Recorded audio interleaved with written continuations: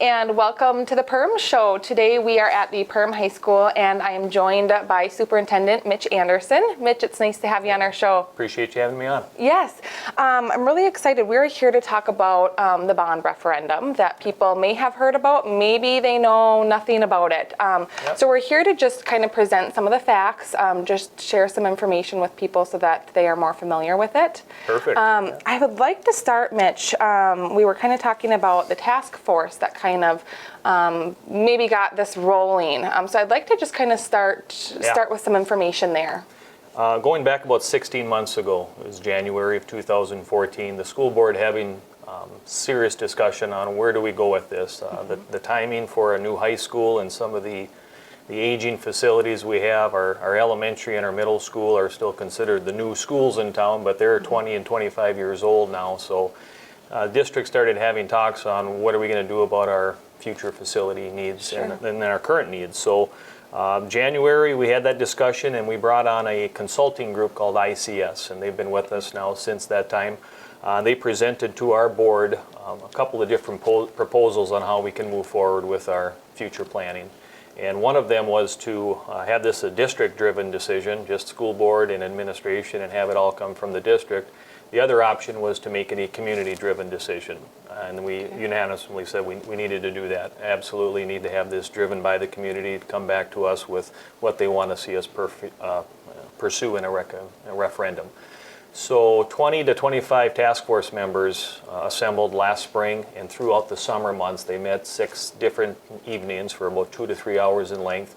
And they started back at the beginning, looking at the history of our buildings. They did a tour of all of our facilities, spent a lot of time looking at our enrollment history and future projections, and got a real good baseline foundation before they moved forward into their solutions phase, which was their 5th and their 6th meeting.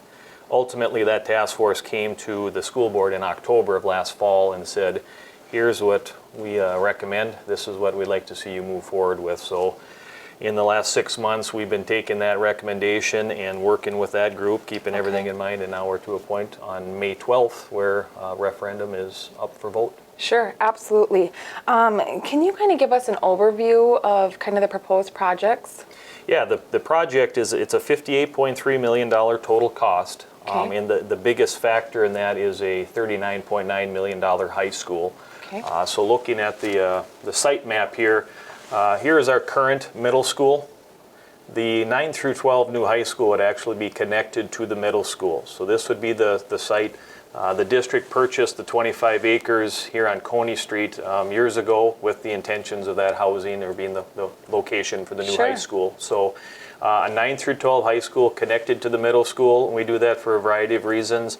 We have a lot of staff that we share between the buildings, so that helps with that. Potential savings with reductions in kitchens and staffing and things like that. So having all of our 3 primary buildings on one campus is something that the task force recommended highly, and everybody I've talked to loves the concept of having everybody there. You've got all your parking, your busing, all those things together. So that's $39.9 million out of the $58.3. At the middle school, internally here, we're doing some remodeling, specifically with our special education. Right now we're out of space. We've got different special ed programs sharing classrooms, and we've got some of our specialists that are basically working out of closet spaces. So remodeling and repurposing some spaces there, potentially sharing with the high school some areas is what we've got going on at the middle school. The elementary is 6 additional classrooms. We're out of space already. Last fall we had 115 kindergartners show up on the first day of school, and our anticipated number was 95. So the growth is coming. The parochial elementaries have strong numbers at their kindergarten through 4th grade or 6th grade. So we've seen this community grow, and the district has kind of plateaued for a while, but now we're seeing that spike, and our demographer shows us over the next 5 years increasing 100 students or more. So factoring in we're out of space already, we needed to add 6 classrooms. This section is actually a early childhood wing. Right now our early childhood programming is at the old 4-H building over by the fairgrounds. Not a real conducive environment for early childhood. You walk in the room or the building and it's a maze of hallways and classrooms. When you think about school security and safety as you walk through there, there's certainly a lot of red flags that go up. So the other factor is bringing them over to the Heart of Lakes allows those teachers and those kids the opportunity to get exposed to what a true elementary experience is. So those 4-year-olds in our preschool program get to see what's it like to be a kindergartner. What do we need to be prepared for? Those teachers at the preschool get a chance to collaborate and work with those teachers at the elementary school. Okay. So it's really a 3- and 4-year-old preschool all the way through our senior class, and even potential for expanded community education. So it's full spectrum, preschool all the way through grade 12. Sure, absolutely. And if people want a closer look at this map too, it is on your website. Yeah, so. Our website is loaded with information, including the site map. We also have mailers coming out here in the next few weeks. We're at about the 3-week point before the vote, so a lot of information coming out, but the website has got everything that you can imagine that you're looking for. And if you don't see something on there that you need an answer for, there's spots there for emailing me or giving me a call, and I'm more than happy to meet with folks. Okay, wonderful. Now, if this does get passed, then what are you looking for a timeline, Mitch? Yeah, with a successful referendum on May 12th, the district will go immediately into about a 9 to 10 month period of design for the high school. Okay. So that'll take 9 to 10 months. You can see everything here is conceptual right now. It's based on what our square footage needs are. And we don't have a floor plan yet, so to speak, for the high school. Okay. So that'll take 9 to 10 months, and then it's typically 2 to 2.5 years of construction. Okay. So we're looking at a 3-year period before we would open up.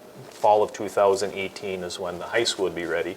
The addition to the elementary with the early childhood wing and the additional classrooms, gymnasium, and these improvements at the middle school, those don't need that 9 to 10 months of design, so those would begin immediately here in the spring of 15, and then that would be prepared and ready to go to open in the fall of 16. Okay. So that's a little shorter time. We can get that taken care of, which is really our most pressing need at the elementary with the enrollment boost that we're seeing.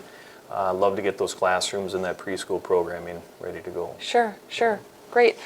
Mitch, is there anything else that you would like to cover? Did we cover most of it in a short? I think we got a lot of it for this, a lot of information to go over, but we've got 3 polling locations on May 12th. So in Perham, it'll be at the Perham Area Community Center. Hours are 7 a.m. to 8 p.m.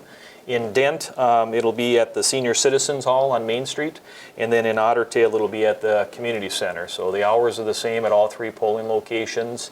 I recommend anybody that hasn't had a chance to look at the website to do that. We've got many different sections. There's a Q&A section that has over 30 different questions that we anticipated people having, or people have come forward and asked. Sure. And we've uploaded those. There's information on the tax impact as well. Even a tax calculator where people can type in their 14-digit parcel ID number, and they can find out exactly what the referendum will cost for their property. Wonderful. So a lot of information there, but if something's missing or you can't find it, feel free to give me a call or shoot me an email. Okay, wonderful. Thank you so much. Appreciate the opportunity. Yes, and thank you for joining us. If you have something you would like featured on our show, please give me a call at 218-209-0453.